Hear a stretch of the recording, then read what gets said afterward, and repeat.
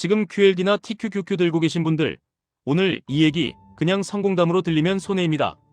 시드머니 5천만 원으로 시작해서 순자산 17억까지 갔던 사람이 결론을 딱 한 줄로 정리해버립니다. 두 개 성장주만 붙잡고 절대 안 팔고 끝까지 버텼습니다. 근데 여기서 대부분이 착각합니다. 두 개 성장주에만 집중하면 나도 똑같이 될 거라고 믿습니다. 반대로 대부분은 또 겁먹습니다. 두 개의 몰빵은 미친 짓이라고 말합니다. 둘 다 반만 맞습니다. 핵심은 종목이 아니라 구조입니다. 내가 감당 가능한 변동성으로 끝까지 버틸 수 있는 구조를 만들었느냐, 이게 전부입니다. 그리고 그 구조를 제일 간단하게 구현하는 방법이 많은 사람에게는 QLD, TQQQ입니다.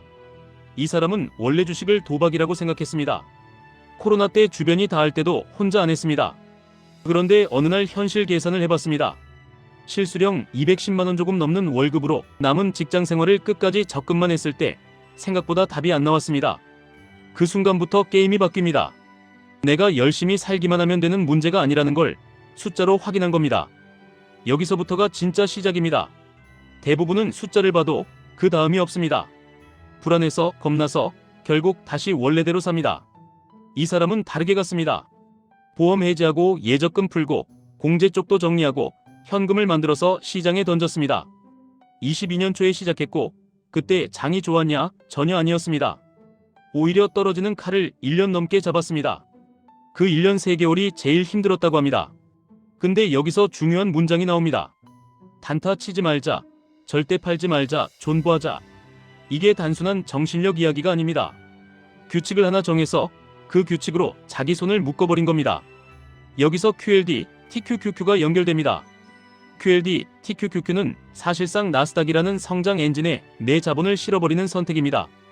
개별 종목을 2개 고르는 대신 미국 성장주의 상위 집합에 올라타는 겁니다. 대신 레버리지라는 가속 페달이 붙어 있습니다. 가속 페달은 장점만 있는 게 아니라 멘탈을 먼저 찢어 넣습니다. 수익률만 증폭되는 게 아니라 공포도 증폭됩니다. 그래서 레버리지를 들고 가려면 더더욱 구조가 필요합니다. 그 사람은 결국 두 종목으로 압축했습니다. 처음에는 분산이 안전하다는 말을 믿고 방어주와 성장주를 섞어 들었습니다. 근데 시간이 갈수록 느꼈습니다. 종목이 많아지면 기업을 따라갈 수가 없습니다. 실적, 제품, 경쟁, 시장 분위기, 이걸 계속 추적하는 건 직장인에게 거의 불가능합니다. 그래서 결론은 소수 종목이었습니다. 이게 고수들의 공통점입니다. 아무거나 2개가 아니라 내가 끝까지 추적 가능한 개수로 줄이는 겁니다. 그 사람이 붙잡은 큰 축이 하나는 팔란티어였습니다. 스토리에 꽂혔고 매출 흐름이 성장했고 그리고 솔직한 이유도 말합니다. 그때 본 종목들 중에서 제일 쌌습니다. 이 말이 진짜 무섭습니다. 사람들은 멋진 논리로 시작하지만 실제 매수 버튼은 가격이 눌러줍니다. 그러고 나서 23년에 전환점이 옵니다. 흑자 전환, 어닝 서프라이즈, 그리고 시장의 시선이 바뀌는 순간 그때부터 수익이 제대로 나기 시작합니다. 그리고 그 수익의 대부분이 초반에 죽도록 버틴 그 물량에서 터졌습니다. 여기서 또 많은 분들이 놓칩니다. 처음부터 오른 종목이 아니라 처음에 맞고도 버틴 종목이 내 계좌를 바꿉니다. 이 대목에서 QLD, TQQQ 투자자가 바로 적용할 게 있습니다. QLD, TQQQ는 개별 기업 리스크는 줄어들지만 변동성 리스크는 더 커집니다. 특히 TQQQ는 하루 변동이 커질수록 마음이 먼저 무너집니다. 그래서 레버리지로 부자 되려면 오히려 이 사람처럼 해야 합니다. 절대 팔지 말자 라고 다짐하는 게 아니라 팔 필요가 없게 설계를 해야 합니다. 설계가 뭐냐? 간단합니다. 첫째, 돈의 목적을 분리합니다.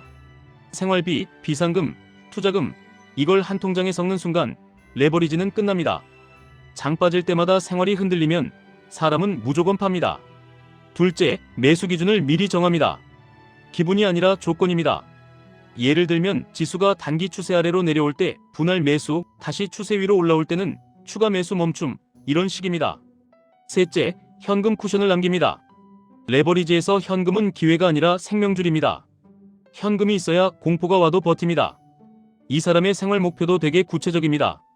한 달에 7에서 800 정도, 생활비와 여행과 원하는 집까지 포함해서 그려놨습니다. 그리고 그 현금 흐름을 만들려면 50억이 필요하다고 봅니다. 여기서 사람들이 또 비웃습니다. 그런데 이게 진짜 부자 마인드입니다. 지금의 자산에 맞춰 꿈을 줄이는 게 아니라 원하는 삶을 먼저 정하고 그 비용을 계산합니다. 그 다음에 투자 전략을 역산합니다. QLD, TQQQ도 마찬가지입니다. 나는 왜 이걸 사는가를 먼저 숫자로 박아야 합니다. 그 숫자가 없으면 상승장에서는 자만하고 하락장에서는 공포해집니다. 자산 변천사를 보면 더 냉정해집니다. 시작은 순자산 3억 수준이었습니다. 현금 모아보니 1억 조금 넘는 돈이 있었고 부채가 1억 정도. 그런데 실제 본인 투자로 시작한 건 5천 정도였습니다. 이게 중요한 포인트입니다. 처음부터 5억, 10억으로 시작한 사람이 아닙니다. 월급쟁이가 현실적인 규모로 그리고 버티는 룰 하나로 계좌의 운명을 바꾼 겁니다. 그럼 우리는 여기서 뭘 배워야 하냐? 딱 세 줄로 정리됩니다. 집중은 수익을 키우지만 집중은 고통도 키웁니다. 고통을 이기려면 규칙이 아니라 구조가 필요합니다. 구조를 만들기 가장 쉬운 도구가 어떤 사람에게는 QLD, 어떤 사람에게는 TQQQ입니다. 여기서 솔직하게 말하겠습니다. QLD, TQQQ는 팔란티어 두 종목 집중과 완전히 같지 않습니다. 팔란티어 같은 개별주는 한 방이 더 큽니다. 하지만 한 방이 큰 만큼 한 방으로 끝장날 수도 있습니다. QLD, TQQQ는 한 방이 아니라 엔진입니다. 나스닥이라는 성장 엔진이 살아있다고 믿는다면 그 엔진에 레버리지를 붙이는 겁니다. 대신 엔진이 잠깐 꺼질 때 내 멘탈이 같이 꺼집니다. 그래서 레버리지 투자에서 진짜 실력은 맞추는 실력이 아니라 살아남는 실력입니다. 살아남는 실력은 이렇게 만듭니다. 매수는 3번으로 나눕니다. 첫 번째는 작은 금액으로 시작합니다. 두 번째는 시장이 더 흔들릴 때 추가합니다. 세 번째는 내가 겁먹는 그날은 오히려 자동 매수처럼 작게라도 더합니다. 이게 말은 쉽습니다. 그래서 자동화해야 합니다. 날짜를 박아놓고 금액을 고정해놓고 내가 감정을 끼울 자리를 없애야 합니다. 이게 이 사람이 단타를 안 친 비결과 똑같습니다. 단타를 안 친 게 아니라 단타를 칠 수 없는 삶으로 만든 겁니다. 퇴사하고 다른 일을 하면서 주가를 멀리한 게 운이 좋았다고 말하는데 이게 운이 아니라 설계입니다. 레버리지는 특히 화면을 덜 볼수록 이깁니다. 그리고 수익이 났을 때도 룰이 있어야 합니다.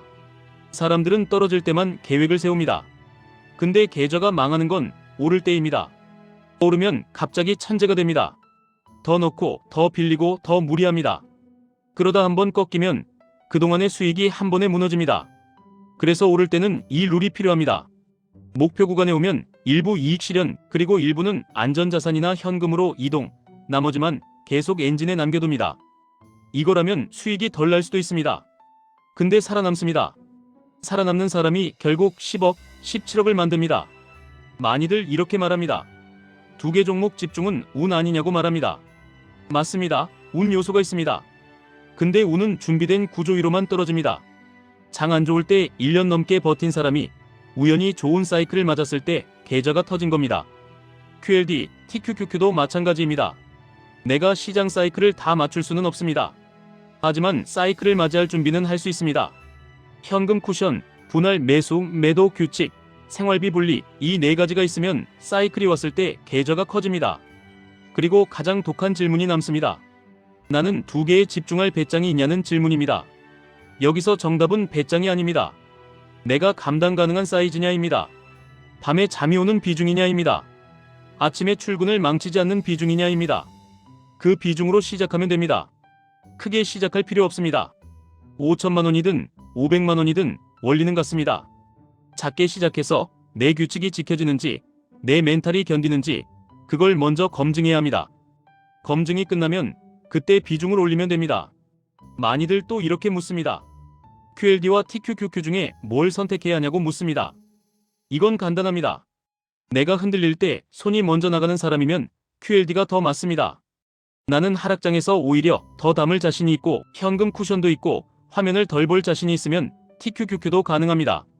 하지만 어떤 걸 사든 한 가지는 동일합니다. 기준 없이 사면 둘 다 독입니다. 그리고 또 이런 말도 나옵니다. 나스닥이 무너지면 어떡하냐고 말합니다. 그 가능성을 부정하면 안 됩니다. 그래서 레버리지는 절대 올인하면 안 됩니다. 레버리지 비중이 높을수록 내 인생은 시장의 하루에 종속됩니다. 그러면 경제적 자유가 아니라 경제적 노예가 됩니다. 아이러니하게도 경제적 자유를 원해서 레버리지를 샀는데 레버리지 때문에 마음이 묶입니다. 그러니 레버리지의 목적은 딱 하나로 정리해야 합니다. 속도를 내기 위한 도구, 그리고 속도를 낸 만큼 반드시 안정자산으로 일부를 옮겨서 내 삶을 분리하는 도구. 이게 되면 레버리지는 독이 아니라 엔진이 됩니다. 이 사람은 남편 월급 350 정도로 생활을 돌리면서 소득 없는 상태에서도 투자 구조를 유지했다고 합니다. 이 말이 굉장히 현실적입니다. 가정이 있는 사람에게 투자란 멋진 수익률 게임이 아니라 생활 시스템 게임입니다. 그래서 본인 투자법의 진짜 핵심은 종목이 아니라 생활과 투자를 분리한 시스템입니다. QLD, TQQQ도 똑같습니다. 생활을 지키는 시스템이 있으면 하락장은 공포가 아니라 매집 구간이 됩니다. 생활 시스템이 없으면 하락장은 파산 버튼이 됩니다. 정리해보겠습니다. 시드머니 5천만 원으로 순자산 17억, 2개 성장주 집중. 이게 부러워서 따라하면 망할 수 있습니다. 근데 이 사람의 구조를 따라하면 가능성이 생깁니다. 절대 팔지 말자라는 말은 의지가 아니라 설계입니다. 내가 팔지 않아도 되는 환경을 만들어야 합니다. QLD, TQQQ를 들고 간다는 건 결국 나스닥 성장이라는 엔진을 믿는다는 뜻입니다. 그 믿음을 현실로 바꾸는 건 매수 기준, 현금 쿠션, 생활비 분리, 이익 실현 규칙입니다. 이 네 가지를 갖춘 사람에게만 레버리지는 길이 됩니다. 마지막으로 한 문장만 더 드리겠습니다.